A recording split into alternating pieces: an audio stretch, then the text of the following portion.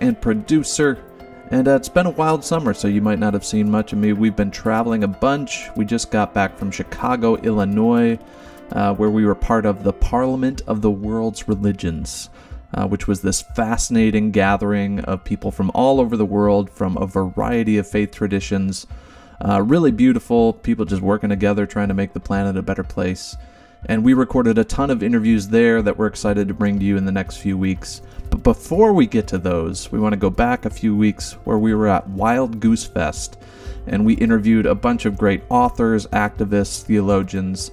And the interview we want to bring to you today is Mike Maeshiro. Mike was a rising star in the Bethel Church scene with a massive online following, and when he came out as gay, well, Bethel Church wasn't happy about it. He found himself kicked to the curb by the church that he had spent years pouring into. But he wasn't alone. A handful of his close friends from his team chose to brave the wilderness with him. In the second half of this episode, we'll hear from Marcus Yao and how he chose friendship over theology and eventually became an ally. Mike now uses his platform to advocate for the LGBTQ+ community and to teach on queer theology, emotional health, and redemptive deconstruction. So let's jump into our conversation, recorded in the sweltering North Carolina heat and humidity at Wild Goose Fest, July 14th, 2023. Let's get into it. Well, Mike, thank you for being part of our podcast. Thanks for having me. Your story is enthralling to me personally, and I think for a lot of our listeners. We've set the context. We're in North Carolina, sitting under a tent, but still the sun's shining on us because it's North Carolina, at the Wild Goose Festival, which is a place for a lot of people where the name Wild Goose Festival comes from the Celtic idea that the Holy Spirit is like an untamed wild goose that runs free and squawks where it wants and makes a mess if it needs to.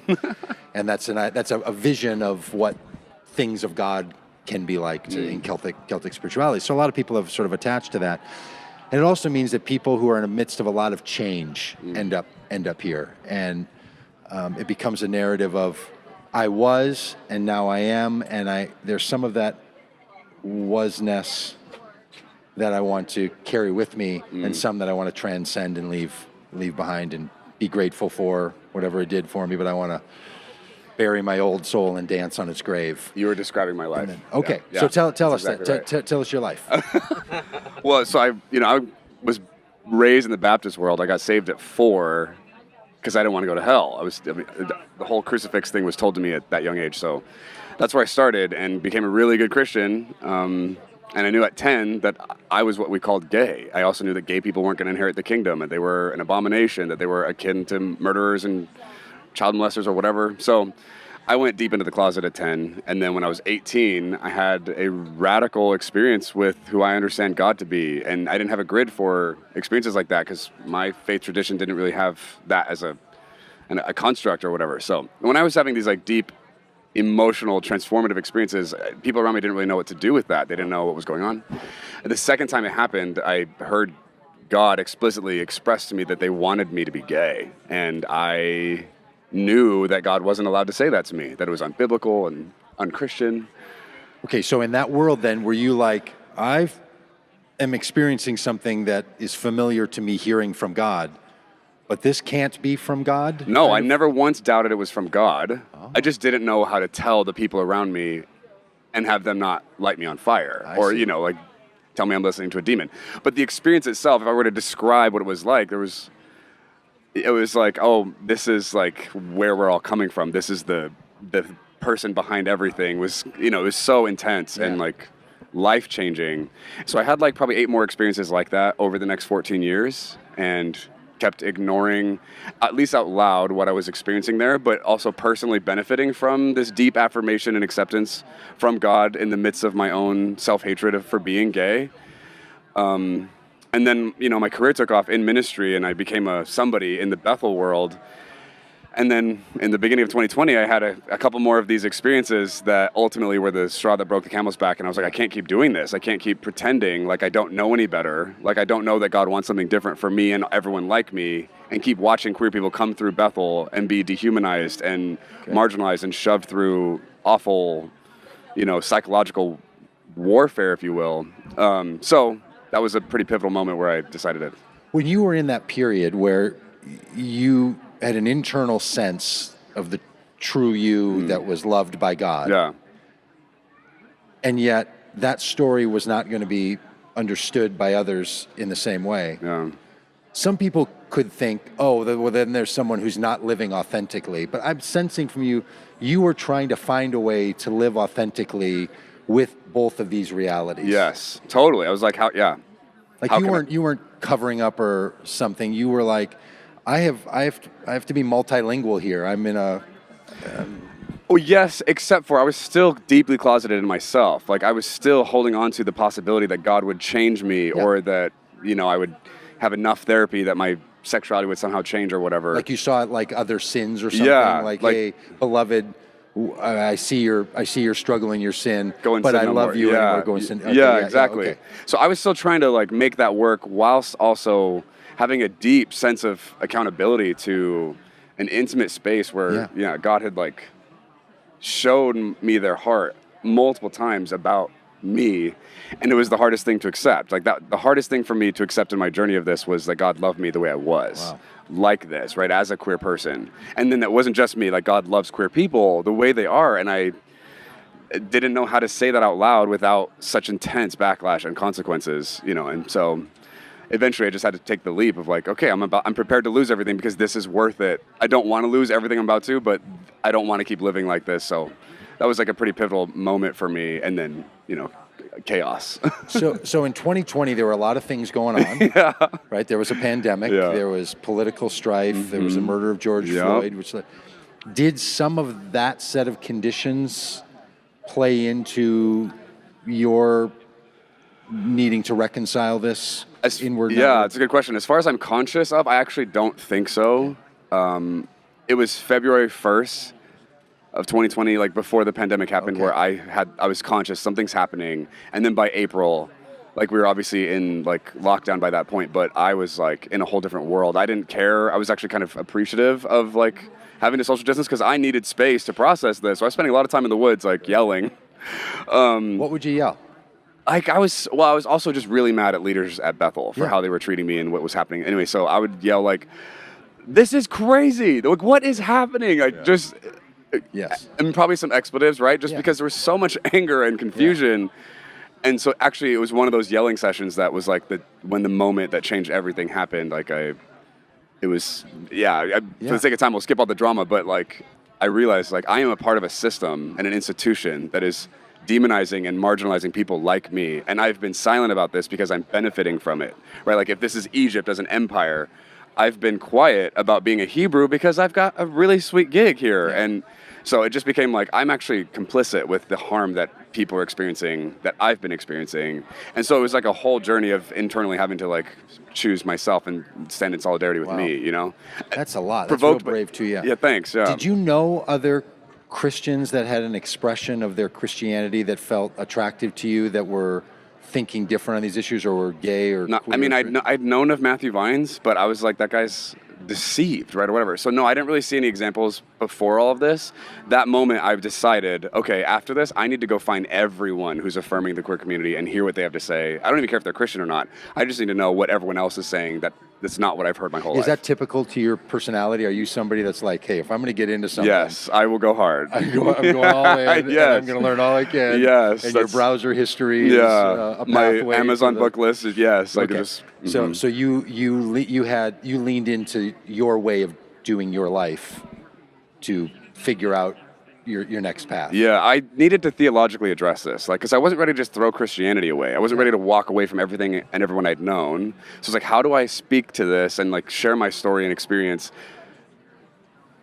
and legitimize it in the world that I'm coming from without cutting all these people off, at least giving them a shot, So I went hard on the theology side of this, like who's saying things that's affirming queer people and still respects the authority of Scripture back then, right? I've deconstructed intensely since then, but like that was what I went hard on. And then it was like probably 6 to 9 months of rigorous consumption. And then somewhere in the 6 to 9 month window, like the doubts were completely gone. I was like, this is not about it. And your job ended somewhere between February and... Yeah, it was already starting to like get tense before this. And I think it's because they knew I was gay and wasn't talking about it or wasn't like seeking help or whatever.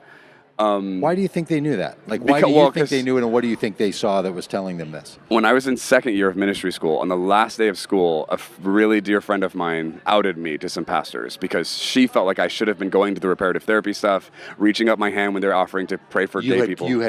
I'd confided in a friend, one person, maybe one of two people, and she outed me at the end of second year. So like 7 hours before graduation that night, I was pulled into an office and was told I wouldn't be graduating. And it was a traumatizing experience and so bizarre. And so anyway, that was like 10 years before this stuff was happening. But the leaders who were part of that decision making were still in my life and still like overseeing me as a voice in the environment. So like I knew that was there, right? So anyway.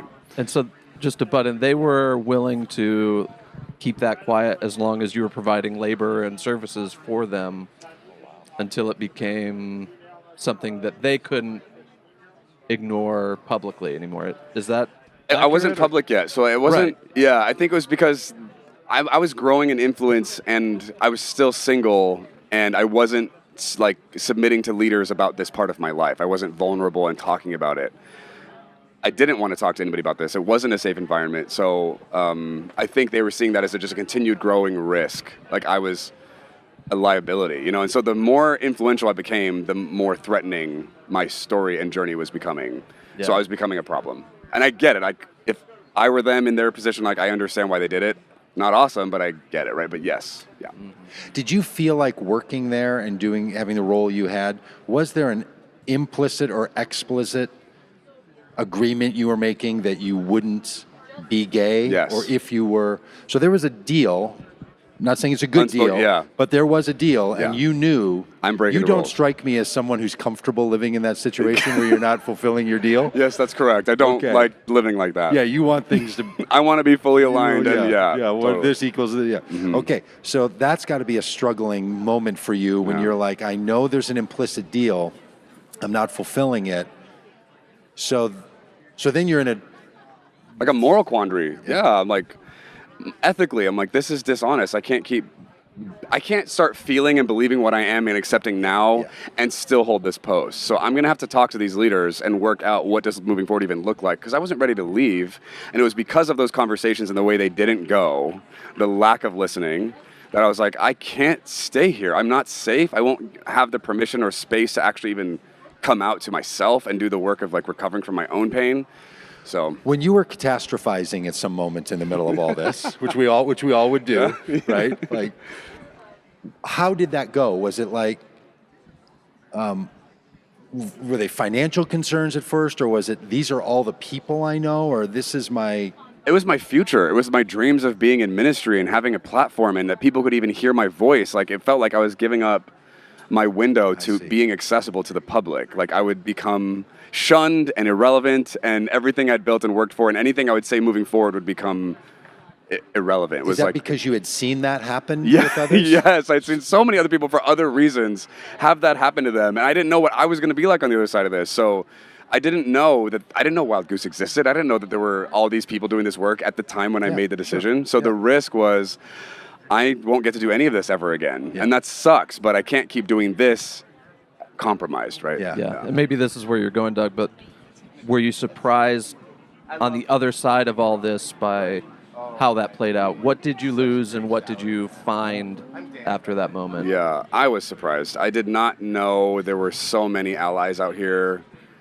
I didn't know there were some people doing quality work, affirming people like me, even straight people doing this work. I did not know there were so many of them, and that there was so much academics that had gone into it and so much legitimate research and substantiation. I did not know any of that. So that was surprising. And then also, I didn't know how many other people were deeply closeted and reaching for something or wanting something before me in that same space. So I've gotten to hear from a lot of people after this who their stories are the same, and I had no idea. So yeah, those were surprising for sure. I have met at this festival in the last 2 days 2 people who said, this is my coming out experience. This is the first time I am saying out loud to others. Are you now meeting people in those similar places, like seeing you 2.5 years ago or 3 years ago? Or? Yes.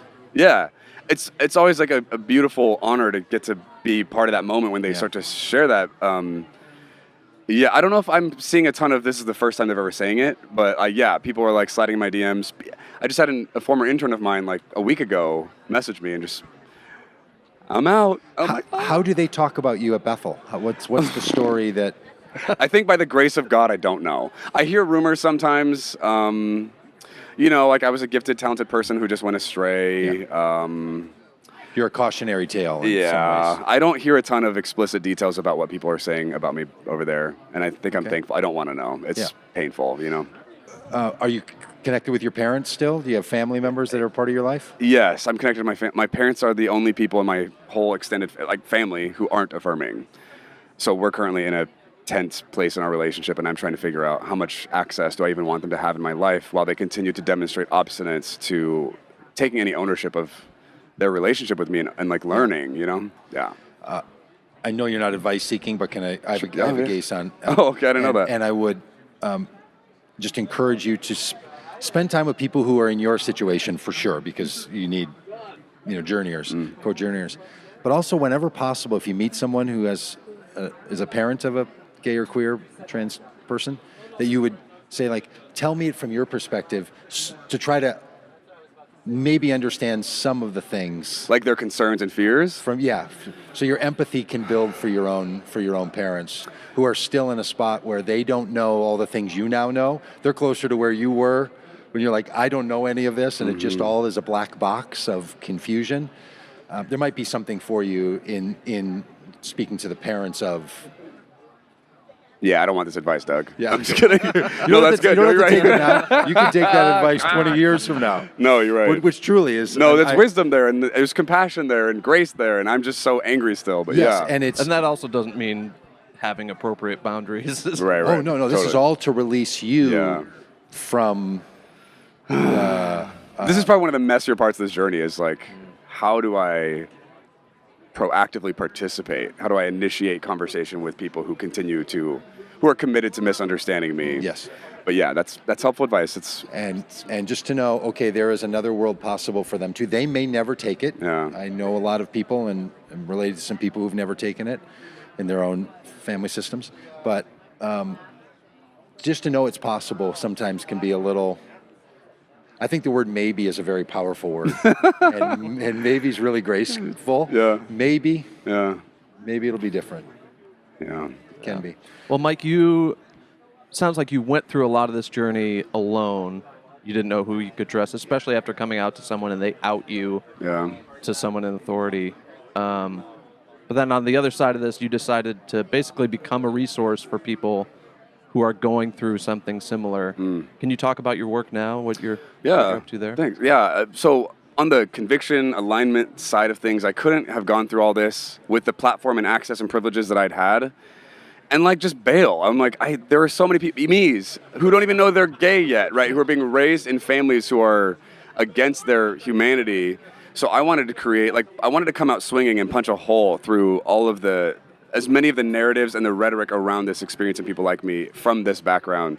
So I took the platform I had, knowing that these people were following me because of my spiritual intelligence content and discerning of spirits and Bethel status stuff, not queer content. So I just, from my social media platform, I told my story first. It was a big coming out video, and then just started cranking out thoughts and convictions and observations and whatever. And so now, a year and a half into this, I just create a ton of content around what is it like to have to relate to people who don't see your humanity, who have no compassion for what you're experiencing, how the Bible has been weaponized, just going in all those spaces. How do I create language? I think I'm trying to translate the experience into English so people can be yes, that's naming this stuff, right? I think that's a big part of my labor is trying to create vernacular that isn't readily available right now to people in this intersection.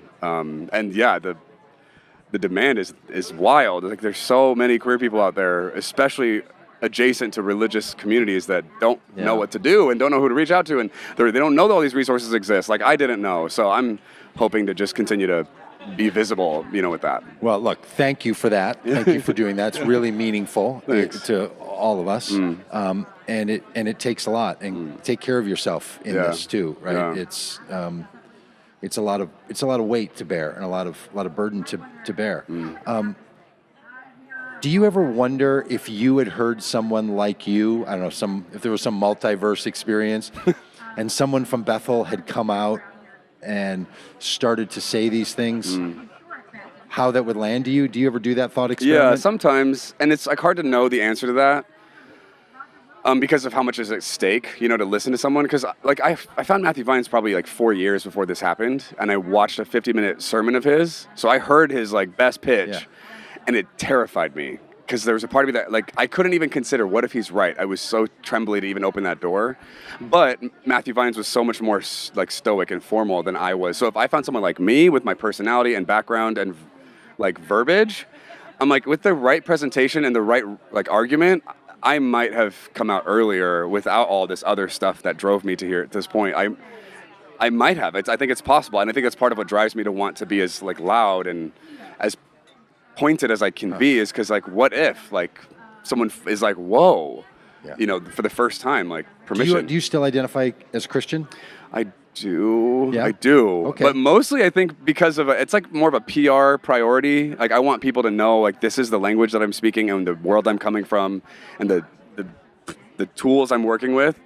So much of my theology has changed. I think a lot of evangelicals would probably deem me unchristian, but that's also not their call. I still identify as Christian, and there's still a lot about what I see in Scripture and with Jesus that I have such high regard for, and I think is still necessary, and I deeply believe in and have affection for who I know God to be. And anyway, so I'm a version of Christian that I wouldn't have recognized 10 years ago, but yeah. Yeah, the phrase "one must be born again" seems to come to my mind here. That it's one of those things. And maybe you're having this rebirthing that you can't recognize yourself. The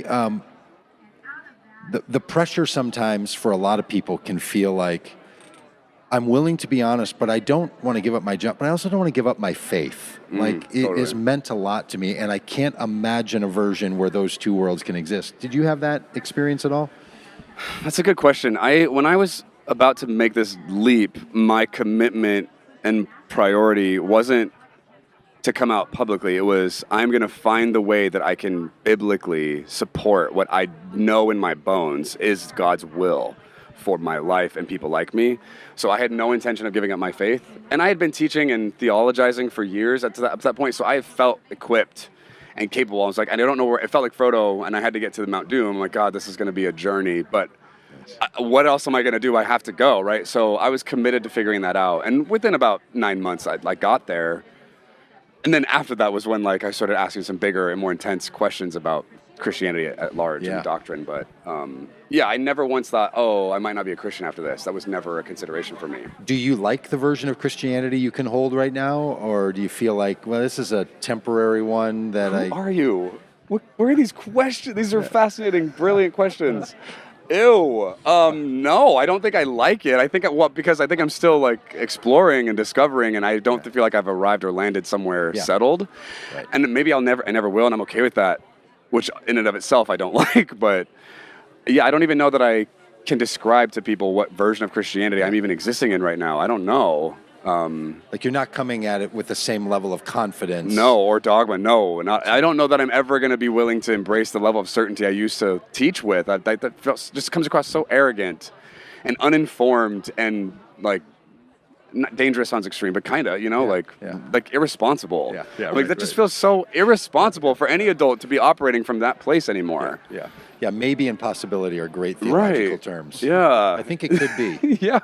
Especially around stuff like faith and spirituality and the supernatural, Yeah, like God, to the level that people speak of God as single separate subject is a problem. But especially God-related things, like most of us would like to have a version of God that is bigger than our ability to grasp. So you want a little bit of something in there. That's a secret sauce that you can't quite get to. Agreed. But also just, I don't know, many of us have gone through versions of Christianity that we weren't comfortable with, but we had to sort of do it in a very healthy way, like wearing a tuxedo for a wedding. Very few people are like, well, these are the shoes and jacket and cummerbund that I want. But it's the thing you're going to do in this stage because it's a part of another social engagement. It's just what we do as humans. I mean, it's just as humans. So, is there a piece of your story that we didn't ask or people don't ask that you're like, There's also this. Don't know where it goes or how it fits, but there's a thing that. Sure, I think there is an element to being at Bethel, and I don't know, what people know about Bethel Church, but it's not just a charismatic space. Like, they're like the leaders of the charismatic movement today. And they believe in signs, wonders, healing, miracles, prophecy, like a lot of hokey stuff, right? Some of that stuff and some of the experiences I had, the things I've seen with my own eyes, like I don't know what to do with, but I intellectually cannot, in my integrity, just pretend like those things didn't happen. Yeah. So I'm currently in a space where I'm not settled on what do I do with prophecy? Is that real or not? Yeah. I currently am like, I think this thing's real. I think this is valid and happening, and I don't know how to explain that, and I don't want to say that, especially in progressive spaces, because I just will, lose credibility. But I have not only personally benefited so intensely from the prophetic culture that Bethel has created, but I've also seen so many beautiful things come from my involvement in it. And then just other supernatural occurrences that I'm like, this is what I saw. I know it makes no sense. There's no rational explanation for this, but I also can't pretend like this didn't happen or I didn't see this or whatever. So I still have to wrestle with that tension. And there's also so much harm and toxic theology that came in with those experiences that I'm like, yeah, this can't be part of this. This is gross and supremacist and inappropriate. And so there's a lot of having to detangle. And I don't know how to talk about that yet, especially with the audience that I have. I want to cater to these queer victims of religious oppression who need permission to say no and step out of that stuff. And they're not ready to deal with that other stuff, right? Yeah, and right. so that feels like a funny variable for me that I'm not settled on, but I still care about and am deeply connected to. So This is going to sound a little taxonomy related, but I've noticed with myself and a lot of others that there's kind of this process that happens where people start saying, I think I want different answers. And then they start to say, but I might need a different question to get to it. And then they hit a point where they say, but I might need a different approach. Yeah. And then they'll say, but I think I'm ultimately going to need a different outcome. Right? And when you're I want different questions person, and you run into a different outcome person, you're just like, well, I don't want to end up over there. That feels really, totally. It feels really dangerous. So you kind of have a lot of people move sort of through those, right? Questions to different answers, to different approaches, to different desires and outcomes, and what's this all up to? And it's easy to judge ourselves. And other people, and I'll just say, look, telling your story as it is super helpful for people, and not having to explain it. And if you're like, I have a set of things I have to, do you know this notion of transcend and include? It's a philosopher named Ken Wilber's big into this, a thing called spiral dynamics. Has that world ever crossed your path? No. It might be interesting. Okay. As you're noodling. Yeah, you see what I do there? Here's a tell. I see you here's a tell. When I go here's something that might be interesting for you. You might care about this, yeah. Possibly. That's my inside voice screaming, there's a single thing you should do right now. Right. But maybe at some point there might be a thing. But in the spiral dynamics narrative, it's a human development theory, and one of the great phrases is that to grow, people have to transcend their past, because if we don't, we stay stuck. But they also have to include the pieces of that were life-giving, because if we don't, then we stay angry and divided. So it's just a mental structure of transcending and including, and what am I going to get over and what am I going to bring along with me is this really, really great process. And it's very easy to judge oneself or to be in a new community and well, I don't know this community well enough, and if I say that thing that's going on right there, they're going to kick me out. Right. So you're very tenuous, what are the rules here and all of that. Yeah. And that can be debilitating. So to the degree that you just can do it and let other people deal with what it is, as opposed to you having to deal with it. Totally. It can be important, for to transcend something. Yeah. Because if those powerful ideas and experiences and explanations were significant to you and you just kind of never bring them up in the new world, they just don't go away. They stay that internal family member that's always chitter-chattering at you. Totally. So I think another challenge here, I'll just throw this in at the end, is as I work with people who are trying to come out of harmful, oppressive religious backgrounds who are queer, and they're like, wait, I don't have to be like this, I don't have to live like this, I don't have to accept these standards. I'm like, yes, all of that. And then they're like, okay, now what? Where do I go? And I'm like, I don't have an answer for you. And I wish I had an awesome solution that I could send them to, right? But I'm like, yeah, the alternative to prison is the desert. Like, choose. Which one are you going to be willing to survive, right? And I'm like, I'd rather be free and die in the desert than, like, be fed every day in prison, right? Anyway. One of the other words for the desert, the way that gets translated, desert's great. I love deserts, so I like desert. But is the wilderness. Yeah, that's a better word. And isn't that interesting? Word, where it's wild. Yeah. Because some people are like, you're going to have to go from imprisonment to barrenness. Right. Some people do. Or you go to where it's wild. And oh my goodness, right? You know, what is going on here? Look at all of this. This is just, I don't know how to order it. So that can be another invitation to someone, which is to find the wild. Yeah. And live in the wilderness and the temptations of the wilderness and all this, right? I mean, it's just kind of a fun mental shift. Yeah, that's helpful. Yeah. Yeah. Well, Mike, where can folks find your work online? The best place to find me is Instagram. So just at Mike Maeshiro. That's where most of the drama happens, and I'm the most prolific there. But I have a podcast called Confessions of a Reformer. My website is my name, MikeMaeshiro.com. I'm on Facebook and TikTok and How do you Threads, pay for your life now? Mostly through life coaching / consulting, and I have like online groups that I host for like facilitated like conversations. Were you doing that previously? I was doing that, So but the content has changed now. You had enough of a structure to Yes, I have a team that works with me. Yeah, we were doing this before in the Bethel, spiritual, whatever world. Now our main demographic that we work with is like queer people coming out of religious harm, and like how your team came with you. Yeah, I had a few people come with me who none of them were allies at the time, so that was like a lot of work for all of us. But they loved and respected me enough and knew me well enough, trusted me enough to be like, okay, we're willing to ask questions with you, listen, whatever. And they went on this journey with me, and I started a book club for us. We read a bunch of books and wrestled a lot. I got mad and cried a lot, and we worked it out. And so now, like, I've got a bunch of allies around me, which is a gift. And it's been amazing to watch that. Yeah. And you have a friend here? Yeah, Marcus is one of those guys. He's one of those people. You're one of those guys. He's the first person I came out to in this journey. Like, we were living together right when the pandemic happened, and he was like, what? So is there any chance we could talk with you later? I would love to hear the story of the one hearing this, like, because you have your own thing going on here, a whole lot of that stuff. Would you be open to that at some point? Okay, I think we have somebody else sliding in here to take this thing right now if they come back. So we shouldn't do it right this second, but they won't be here long. At some point, I don't know what else your day entails, but I'd love to hear that story. Are you okay with that? I would love that. I want to hear it. Yeah, that's awesome. Okay, great. Thanks for having me, Doug. Oh, cheers. Cheers. Okay. All right, well, Marcus, this is sort of part two of a conversation that we've had here at the Wild Goose Festival. We were talking with Mike about his story of being a leader at Bethel Church and the Bethel ecosystem that exists for people who know and understand that world. And you became an important part of his story. So thank you for telling us your part. Yeah, okay. Give a little context for what you do with Mike in this work now and what you were doing. Like, set that stage a bit. Yeah.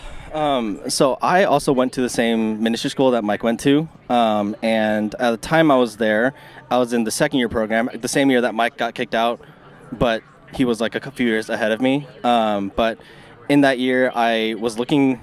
There wasn't a lot of like Asian representation in leadership and teachers and stuff like that. So I was basically looking for anyone that was Asian. I was like, I'll take your class if you're Asian, which, is maybe racist in some kind of way, but I was like, I got to find it to be around someone who looks like me who's teaching. I was really looking for that. And so I saw his last name on the title card, and I was like, all right, I'm in, he's Japanese. I'll go for it, and that's how I got into his world, because he was teaching on something called Discerning of Spirits at the time. I didn't even think I believed in that, but I took his class anyways. But yeah, and then after that, I ended up interning for him because he started taking interns. And then I joined his team. I started coaching with him as well. And since then, as our ministry and our I guess voice has changed in our audience and stuff like that, still coaching. And right now, I guess I'm like his webmaster, so I run all the website stuff and products and just making sure all the back end stuff is, running smoothly as possible. When was this that you took that first class and then became an intern? That was 2017. 2017, yeah. So it's been a long time.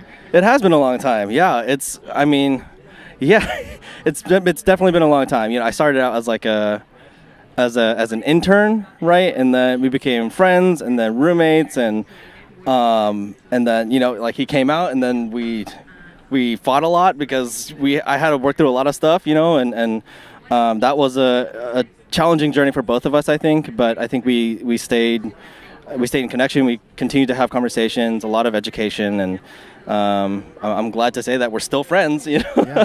Well, and I think it's important that you share your story to me. It's important for me, and I really like this because for every person who comes out, there are dozens and hundreds of people who are impacted by that news. Right, so like the ripple effect is significant, right? There are many more people who have learned of someone's coming out than people who have come out, right? That's just by the numbers, right?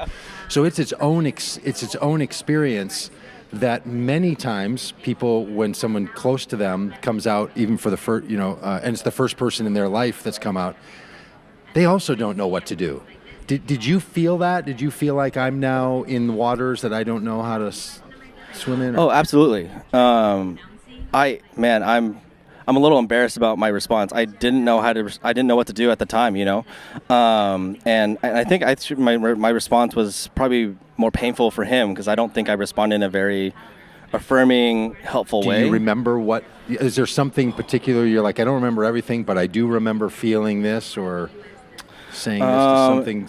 Yeah, I would actually say Mike probably has a better recollection of what that actually looks like. My memory is not the greatest, but I know my emotional space and my intention and motivation in those conversations especially was, okay, I don't fully understand, but the fact that he's sharing this with me, he's coming out to me. One is that he's being really vulnerable, and this is this is my best friend. Like I can't just blow him off, and also just trying to reconcile what do I believe about that? What do I feel about that? And the resulting maybe first month after that was I had to deal with a lot of my own homophobia. That was probably the most challenging part of, I don't know, becoming affirming, I guess, or just accepting that it's okay for him to be gay, which is so weird to say it that way. But because I think back and really it's tough to think back because I feel very embarrassed about some of the things I would do, but they were little things, we were watching a movie and because we're roommates, we watch movies together and a lot of stuff together, and I would sit a little farther away from him, just little microaggressions that I didn't even know I was doing consciously, but then he'd be like, hey, you're doing this, and I'm like, I don't know what you're talking about. It was really hard for me to understand, just even be aware of them. So it's hard to think back now because of so much ignorance that I didn't even know I had in that space. Did it feel to you like someone you knew well and loved was also a stranger to you? Like you had now both of these experiences? And that is a great question. Yeah, in some way. Mike mentioned when I interned for him, this was maybe 2-3 years before he came out. When I was interning for him, he did mention the team that, he struggled with same-sex attraction. And I honestly didn't think anything of it. He said it and then it just disappeared. I didn't even think about it, So when it came up and he came out to me, I was like, where did this come from? I don't know what to do with this because it's just been so long since we've even had a conversation about it. So yeah, there's definitely a piece of do I know this person anymore, But also really acknowledging that okay, but even if he's gay, it shouldn't change the way I feel about him. That was a very underlying belief I had, So the rest of everything else I was struggling was really just reconciling okay, all of this pushback shouldn't be here. I know it's here, I know it's happening, and I'm really embarrassed by it, and I can't stop it sometimes, which is even harder. But I also know this shouldn't be my experience, because I didn't grow up in the church. I think a lot of people here grew up in the church. It's funny, I laugh about it because I don't know Christmas songs. I don't know the books of the Bible songs, all that stuff. I'm I don't know how to engage here. It's funny. So I think being outside of that helped me maybe have a easier, maybe a smoother path into being affirming. Because I never really bought into the gay people are going to hell and stuff like that. I was I guess I can accept it, but yeah, it wasn't My experience has been that for people, I have a similar background, didn't grow up in religion. So when I was making religious changes or bucking the system or saying heretical things, I never felt like it was also insulting my mom or my grandmother. Totally. I didn't have relational family systems pressure there. Yeah. It's like, I don't know, these are ideas that I like or I don't like, and there's no real consequence to me emotionally about that stuff. You know, I don't feel like, but my grandma who loved me told me that this is the way it was, so what do I do now about loving my grandma if what she told me wasn't true? Like, right? I think there's something there that I just never felt the burden of. Did you also have a sense that when you were watching yourself respond or getting feedback on how you're responding, that you were also like, am I a stranger to myself? Like, what am I doing? And who am I that I would... Yeah. You know, I don't think I felt like a stranger to myself.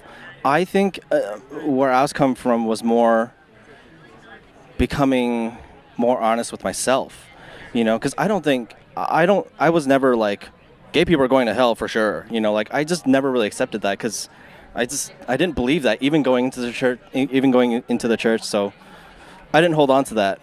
But I did know there's a lot of work for me to be done because being so aware of how my internalized homophobia, which I learned in a lot of different areas, not just from like church, but like my parents especially, Asian culture, Chinese culture can be very homophobic, very patriarchal too as well, and a host of other things. So a lot of that was like, oh, I have to like undo and be very conscious of how I'm acting isn't me, it's my learned behavior, how I've been taught to experience certain kinds of people. Okay, so that's a great line. I don't know if you just came up with that now or if that's something you keep in your repertoire. It wasn't me, it was my learned behavior. Yeah. Is that a common phrase? Like, is that a thing in your world? That's a great phrase. Well, I mean, I like to think, you know, coming from an Asian background, I'm really good at like performing, you know. So I think going into the church was really good because I knew how to win, you know, like what it looks like and do all the things, you know. Like you gamified your new I mean, life a little in the church? bit, you know, because you know, I learned maybe out of some kind of traumatic response to just trying to fit in and stuff like that. Of you know, what it looks like to be successful or to be like a great Christian is to join the worship team and then become the worship leader and then lead the Bible studies and that, you know, and so I did all the things, you know, I was in church like 4 or 5 days a week, you know, it's just a big part of my life. But I knew like there's something I knew and believed about people that I kind of like didn't really tell the church, you know, like I believe that inherently, like I believe that people are good and no one's out to try to like hurt people. No one's out to try to like change people. I mean, there are, but like inherently, I don't believe that about people. So when Mike came out to me, I was like, oh, like I'm dealing with behaviors that I'm really uncomfortable with in the sense that like, I hate the fact that he basically like showed me that like, hey, do you know you're doing this? And I'm thinking back like, oh yeah, like when we watched this movie, it's true. Like I just like, it's so awful to think about it now. But to recognize that, you know what, I'm really embarrassed about this, but I also care more about this person enough to be like, you know what, like, yes, I'm embarrassed and I need to do something about this. I need to change. And it was a lot of hard conversations. You know, there were a lot of tears and honestly a lot of awkward conversations too as well. You know, a lot of deep emotions coming up. Did you feel that there would come some social isolation or losing your job? Like, did you feel like I now have to either... I'm choosing sides here, and I'm going to lose my job and lose my community and lose the people that I'm with? A little bit. It's funny you say that because I think being in the ministry, the Bethel Ministry School, I guess thinking back, it would make sense that I would have maybe more allegiance to the school. But I think even when I was in school and I joined Mike's team, my third year interning for Mike, I think I felt more bought into Mike and his world and his teaching and who he is as a person, you know, and what he wants to communicate to the world, that I guess I didn't feel as much allegiance to the church where I was like, I'm choosing sides. And I guess in a way I did choose a side, you know, like I chose his side, so to speak, you know.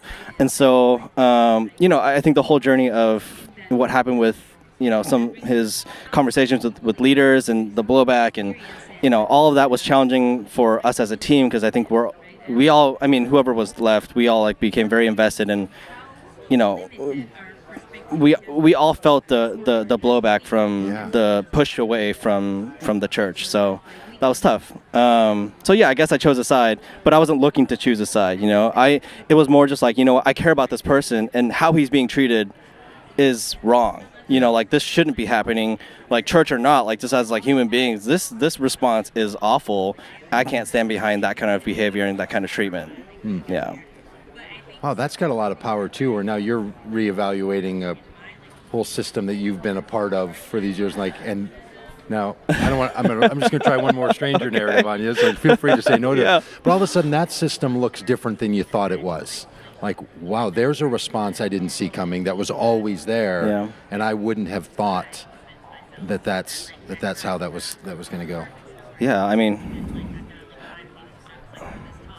it's funny because when I first went to that school, I very clearly understood there was a social hierarchy of who the cool kids were. Got it. And that was really awkward for me to acknowledge and see, and I don't think I can articulate that now, but in the moment, I just knew something's off. I don't like that. I don't like what's going on here. So I actually distanced myself from the cool kids, so to speak. You're right. And the cool kids were like, they go to worship teams. They're on like, prayer nights, and they're like performing and they're on stage and stuff like that. I was like, something about that doesn't jive with me. I don't want to participate in that. That doesn't matter to me.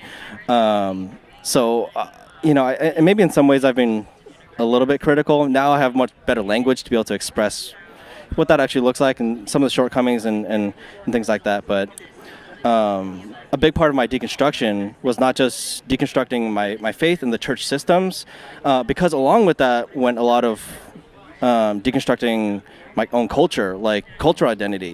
Being Asian American means I live in two worlds already, and then being Christian adds another element to that identity. So a lot of deconstruction is also like how much of who I am, and maybe the homophobia that I've learned and how I'm acting out is not just church, but also what I've learned from Asian culture, from my parents. And that was also pretty challenging too, because I was like, there's like more things that I'm learning that I wish I didn't have to unlearn, So that was a big part of it too.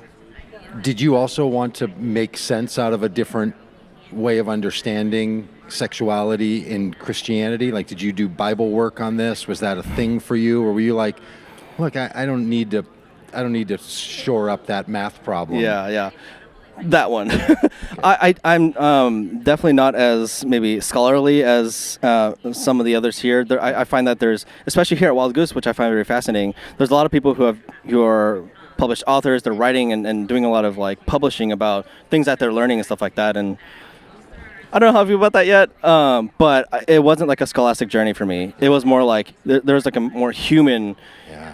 A human response to it, more than like I need to write. I need to find out how to justify this, and more just like, there's a human being that's more important than maybe how I should intellectually think about this. Wow. I want to get to a place where I want to like love and appreciate and enjoy this human being out, maybe just for who he is, for who everyone is, right? And so maybe change more of my ethos on people, less so than just like church and evangelicals and Christians. Do you feel like you were always that way? Like, hey, you're a people-centric, relational-centric person, and not conformity?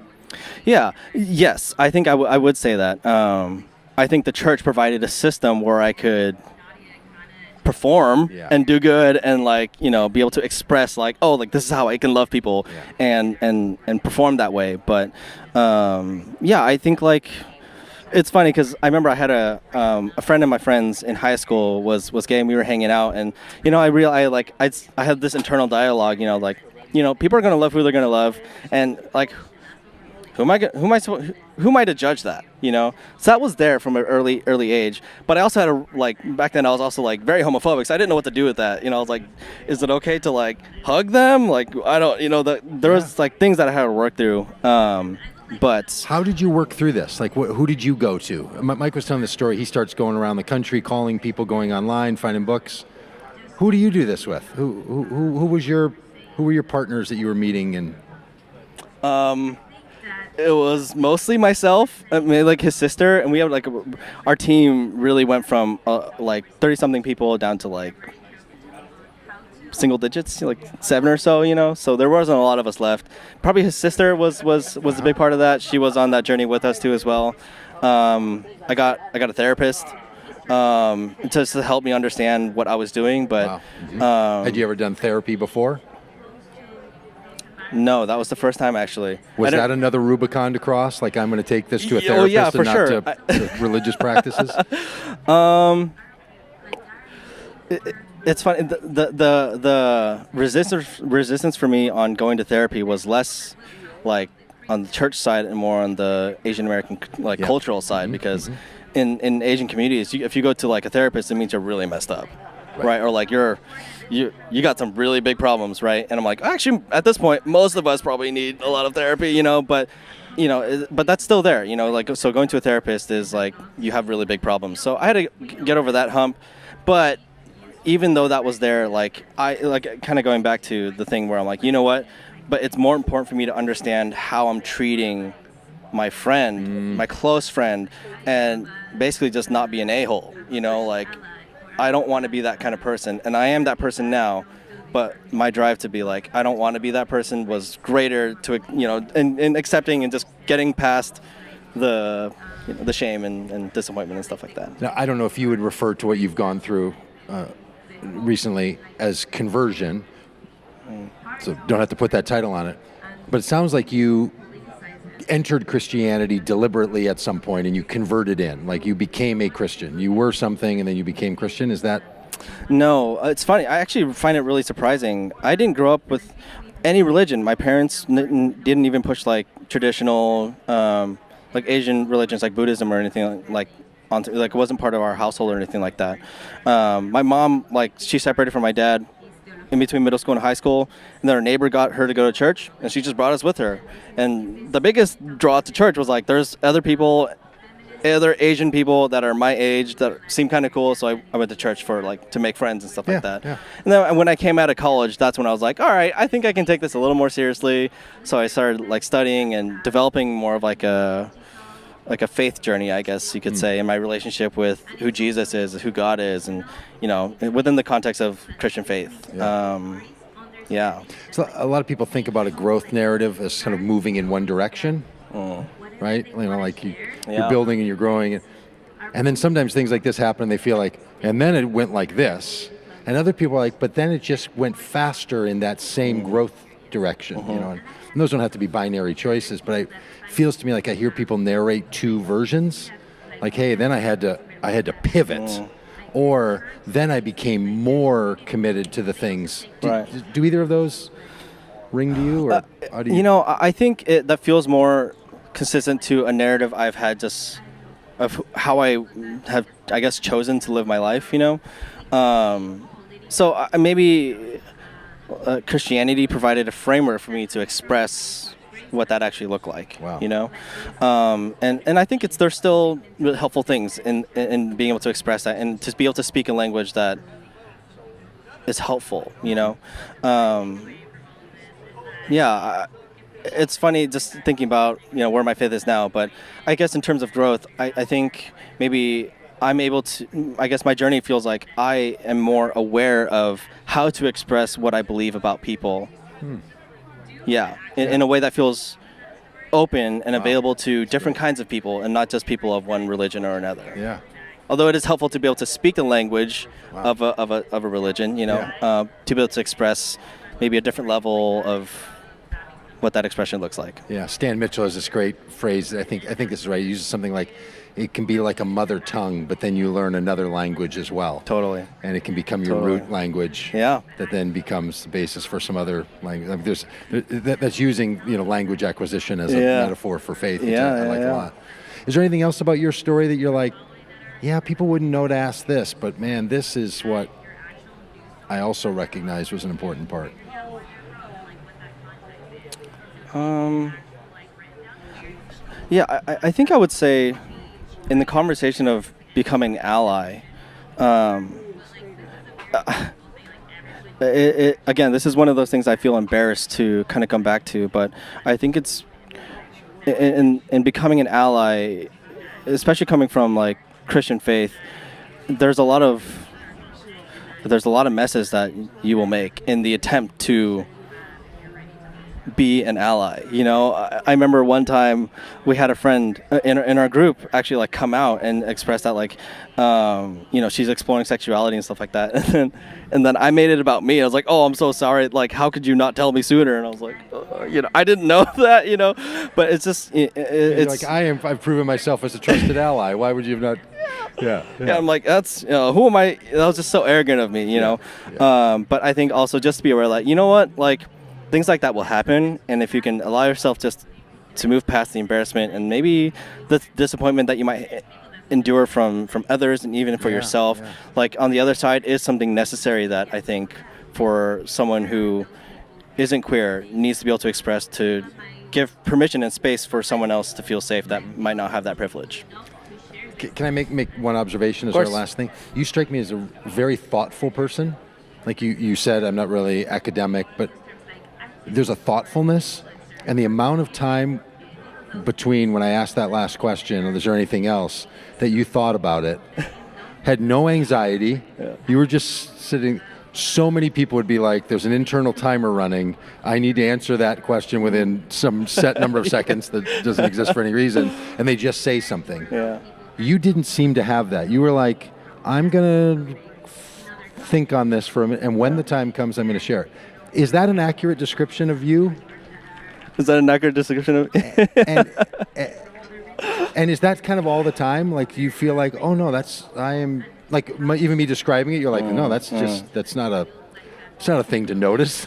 No, I mean, I think where I am now and the privileges that I get to enjoy mean that I think I've maybe adopted a position overall of being more of a listener, of a participant, of someone who wants to give space to someone who hasn't had the opportunity or the privilege to be able to say what it needs to be said, And so, yeah, I'm like, I pay attention, and I'm not always the one that's like trying to get a word in. Yeah. That's true. But I find that, like, I guess somewhere inside of me, I believe I don't need to be the person that needs to say something. I will say say things when it's necessary, but more importantly, I think there's a lot of other people that need to have a platform that if I can be someone who can give them that space or to be able to express something they never had to express before, I'm happy to be that person, I think that's also why, like, we've been coaching for a long time, and that's something that I enjoy. I love doing that because you see doors open and you see, like, something open when someone has the space and permission to be able to express themselves how they genuinely feel or think about something, as raw as it might be. Right on.